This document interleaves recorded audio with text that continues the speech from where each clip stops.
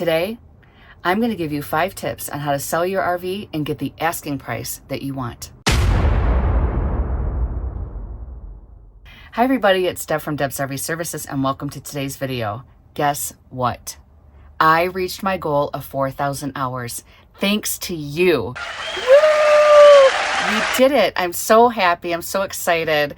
And I was thrilled when I woke up this morning and I saw that I am now YouTube partner or whatever, and then it wants all this information for me so that it can pay me.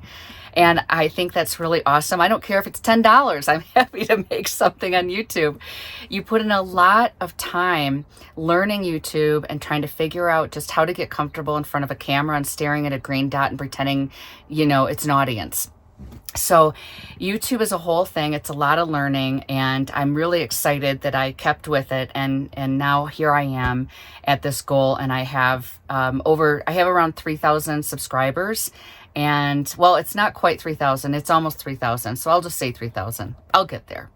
Anyway, so I really appreciate all of you that have stayed with me, who've liked, subscribed, commented. I really am grateful for all of you out there. Okay, so now to today's video. And I want to mention that with today's video, this was an idea that was given to me by one of my subscribers. So thank you so much. And I went ahead and I'm going to create this video that is all about how to sell your RV. I'm going to give you 5 tips. One more thing before I get started with the video. I do want to make a correction to last week's video. I was talking about an amp draw on a multimeter.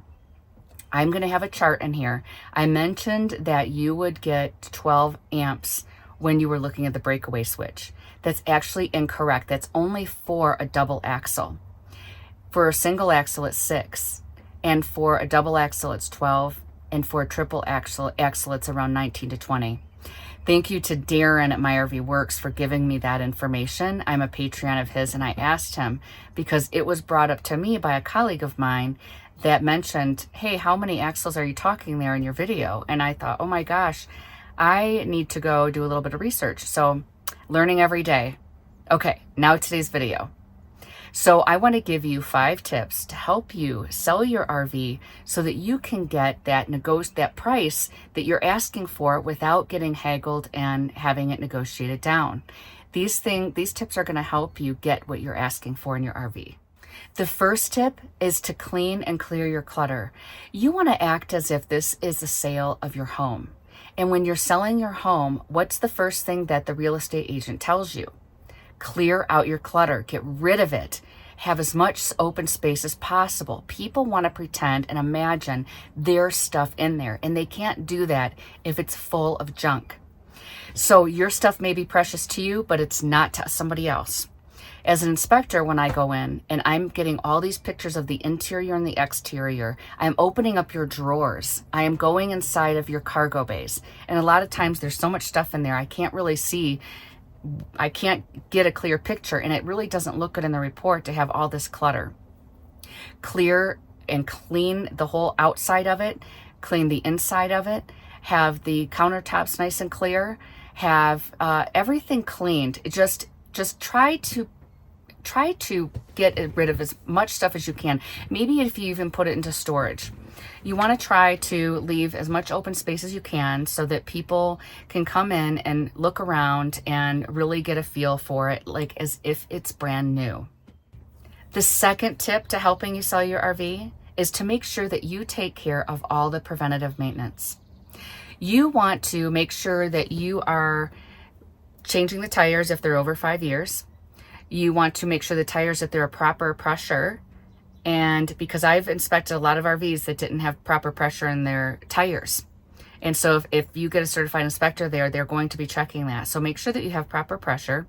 Even changing your wiper blades is a good idea, because as an inspector, I go through and I look at the wiper blades, and these are all things that get listed on the report. So these are small things. They're not that expensive. Well, tires are, but the wiper blades aren't. So you can replace the wiper blades and then they're fresh. It really looks good to have all these things completed so that when somebody walks in, they think that you really maintained your RV. You want to change the life safety items and make sure that they are not over 5 years. So your propane detector, your LP detector, carbon monoxide detector, and make sure that your fire extinguisher is located within 24 inches of the door. You want to make sure that the preventative maintenance as far as the sealant goes is all up to date. Hire a certified technician, have them come out and just update all of the sealant, have them do a roof check for you. And if you don't want to do it yourself, you can always do it yourself, but even the sidewalls, that needs the silicone sealant, because as an RV inspector, we go through and we take those pictures too. And if there's a lot of cracks and holes, again, it's maintenance, and you want to make sure that you're doing as much maintenance as you possibly can on that RV. If you have a motorhome, you want to make sure that the chassis part is also updated and you have the records for it. You want to get your oils changed and flushes. And then what you want to do is you want to have a folder with all of your records in there, all of the receipts that you have completed, all of these maintenance tasks. It looks so good when a buyer comes in and can see a record full of receipts where the owner has taken care of their RV. The third tip is to be honest. If you have something in your RV that maybe you sprung a leak in the bathroom and under the sink there's a little bit of staining, just be honest and say, hey, there was a leak, we found it, we repaired it, here's the records. It really helps, because if they hire an RV inspector and they come in, they're going to find this anyway.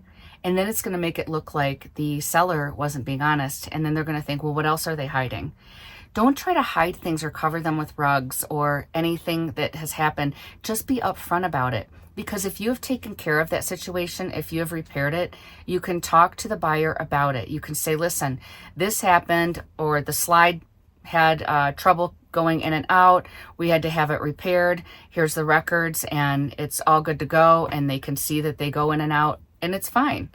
It's the worst thing is to try to hide something, and then like a lot of people are learning about inspections, and so they're going to come in and they're going to see that there's a sign of something that had gone wrong, and it's just not going to look good for you as the seller. The fourth tip to help sell your RV is to make sure that you have all things available for somebody to come in and test out your RV. And what I mean by that is make sure that it's hooked up to electric, make sure that it has water in the tank, propane. Because if people come in there or an inspector comes in, they're going to have a list of requirements. They're going to let you know. But even if it's not an inspector and someone just wants to come in and check out your RV, it's a good idea to say, hey, I have a fresh tank of water so that you can go ahead and check the plumbing out. It really looks good that you are open and transparent and just open to letting people test things out in the RV. You can even show them if you want. If you're not comfortable with people turning things on, you can show them. That demonstration that things work will help you sell that RV better. And having propane in the tank allows an inspector or just a potential buyer to come in and test the heater and the water heater, or have it already on and ready to go. You want to be able to show them that it works on electric and propane if it's a water heater, and the furnace as well. So having propane in the tank allows people to test out all the components in the RV. If you can't get, say, a 30 amp or 50 amp, at least a house electric is going to give people the opportunity to use the electric.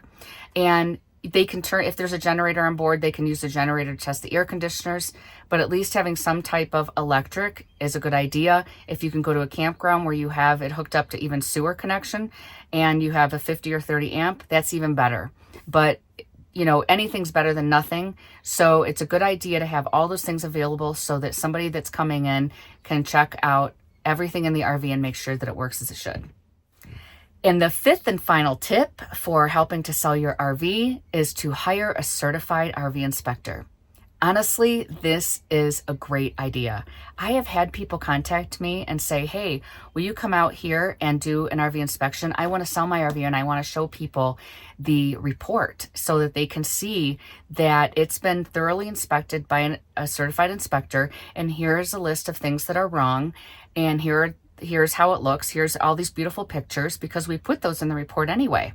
So they could print out the report or show them online, or they can send the report. There's an option for people to forward reports, and they can choose whether they want to fix items, or they can say, hey, I took down the price because this was wrong, this is wrong with it, or that's wrong with it, so I reduced the price by so much money. or you can show the receipts and the records that then they hired a technician to come out and repair all those things that the inspector found, and you can show that buyer the records.